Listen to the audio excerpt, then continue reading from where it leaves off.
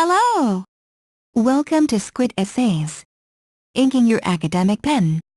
My name is Julie and I will be your instructor as we read through Structural Functionalism and Conflict Theory essay. The article source is embedded in the video description below. Feel free to read along.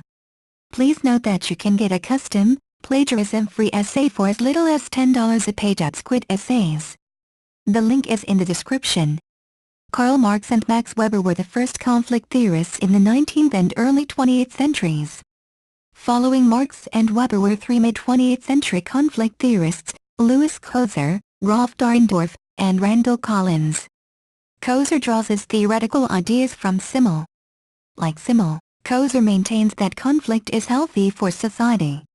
In contrast, Dahrendorf combines theoretical ideas from Marx and Weber. Dahrendorf sees power as the main feature in all social relationships. However, Collins incorporates Weber, Durkheim, and Goffman unregistered trademark as theories to provide a micro-level orientation to conflict theory. Collins also used geopolitics at a global level to examine political conflicts historically and geographically. According to Marx and Weber, the root of most social conflict comes from an unequal distribution of class, status, and power, as well as a group unregistered trademark as sense of deprivation caused by class. Allen, 2007. Koser, Dahrendorf, and Collins added to Marx and Weber unregistered trademark as theories. These conflict theorists assert that the degree of deprivation is essential in creating class consciousness and critical awareness. In particular, Koser discusses the consequences of inter- and intragroup conflict. Internal conflict can build up over time between groups and become explosive. Internal groups have a psychological need to be in conflict with each other. Modes of releasing hostility and developing authority with a corresponding justice system are necessary for healthy internal conflict. Further, external conflicts between groups create well-defined and broad boundaries to distinguish membership. Group membership becomes exclusive, which is necessary for group survival. Conflict sets boundaries between groups within a social system by strengthening group consciousness and awareness of separateness, thus establishing the identity of groups within the system. Koser, as quoted in Allen, pages 219, 2007. Koser maintains that conflict can have functional consequences. Some functional consequences of conflict are social change, innovation, and increased centralized power. Structural functionalism was the dominant theoretical approach in the United States from the 1930s through the 1970s. Structural functionalism asserts that the various parts of society are interrelated and form a complete system. Just as the body is a system with specific parts, for example, arms, legs, liver, that ensure its overall functioning, so too, society is a system with specific parts, family, government, economy, religion, etc. necessary for its very survival. Appelroth and Eddels, 2008, pages 349. Two key structural functionalism theorists are Talcott Parsons and Robert Merton. Parsons' theories were highly abstract. Parsons developed a social action theory to explain why people behave the way they do. He explained human actions as a result of three systems: social systems, personality systems, and cultural and behavioral systems. Appelroth and Eddels, 2008. These systems are not separate entities. Rather, together they form a simplified model of society. Social systems, personality systems, and cultural systems undergird all action and all social life.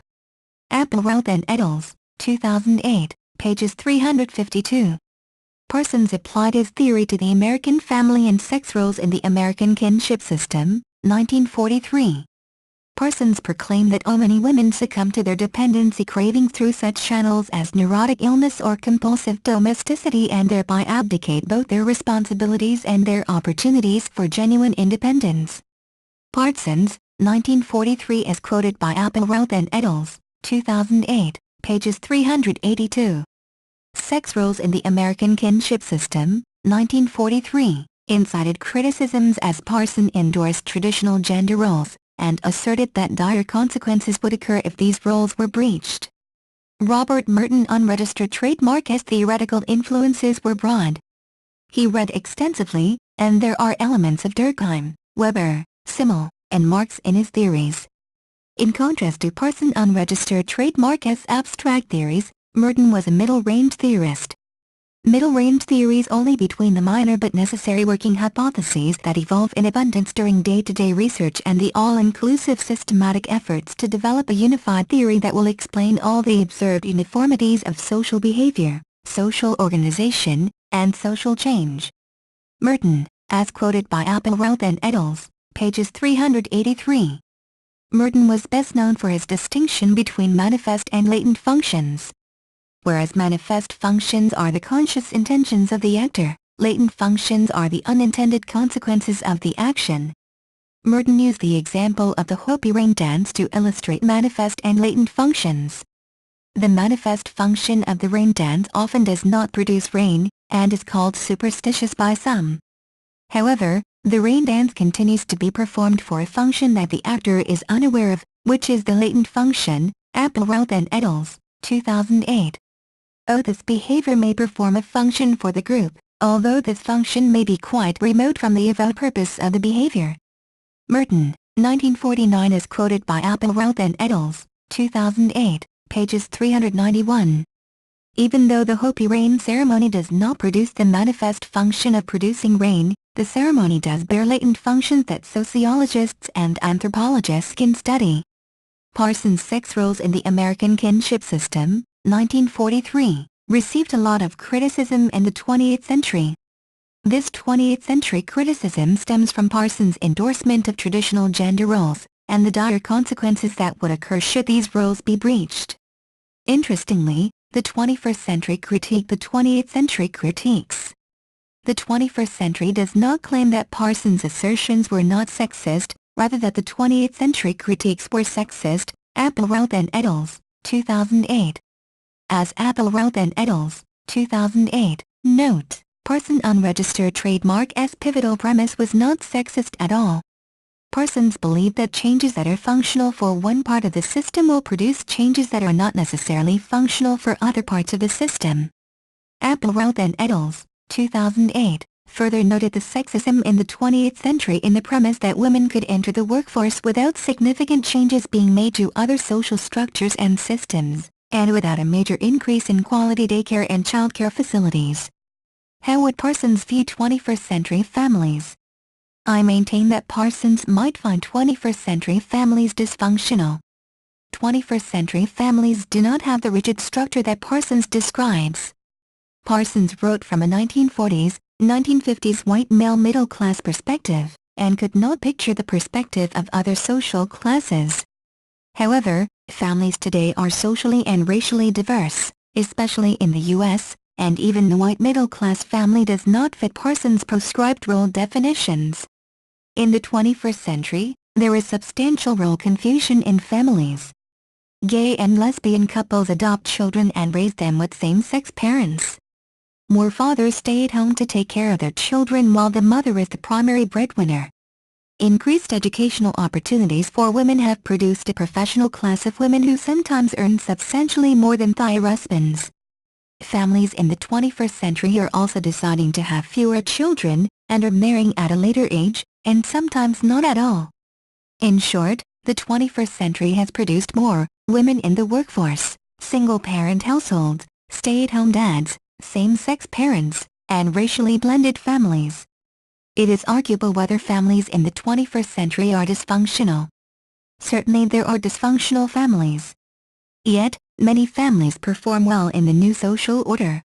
Would Parsons view the 21st century change in sex roles as negatively affecting the family? Indeed, some would argue that changed sex role definitions create confusion, and affect the family and the socialization of children negatively. However, sex role changes in the 21st century are logical when one looks at the situation using Parsons' unregistered trademark A9AYTZ2PGH scheme. The 21st century has produced rapid changes, and as a result, family roles have had to change in order to adapt to the new environment. Social changes and changes in the job market have forced people to conform. Therefore, families have had to adapt to the new economic system, A, and therefore have new goals, G, which create changes in the social system with norms and interactions, I, and thus cultural systemic change occurs to adapt to the new order, L. A9AYTZ and et.al. 2008. Hence, the new social order is more functional for the 21st century. Therefore, it can be concluded that Parsons' fixed and inflexible role structure is only one depiction of a functional family, as portrayed by 21st century families.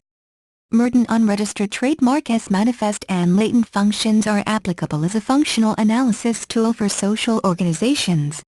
In evaluating social programs, assessors may tend to just investigate manifest functions. When querying a social organization as to whether they achieved their program goals or intended purpose, the answer received in the manifest function gives little depth of information. Granted, this type of manifest inquiry is important, as it reveals whether programs have achieved their stated goals. Nevertheless, this manifest inquiry can be achieved simply by questioning agency personnel. On the other hand, utilizing latent inquiry, the assessor can discover deeper theoretical problems. By simply examining manifest functions, the evaluator becomes merely a recorder and transcriber of behavior and actions. In contrast, latent inquiry provides more depth to an assessment. Latent inquiry discovers unrecognized information that cannot be attained by a manifest inquiry.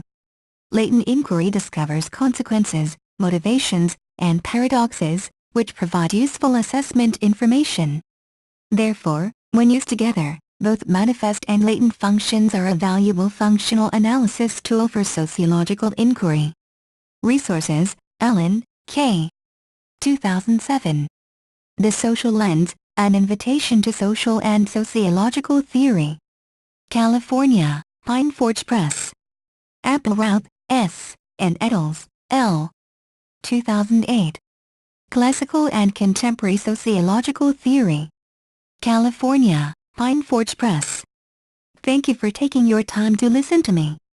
I hope you enjoyed learning about structural functionalism and conflict theory essay as much as I did.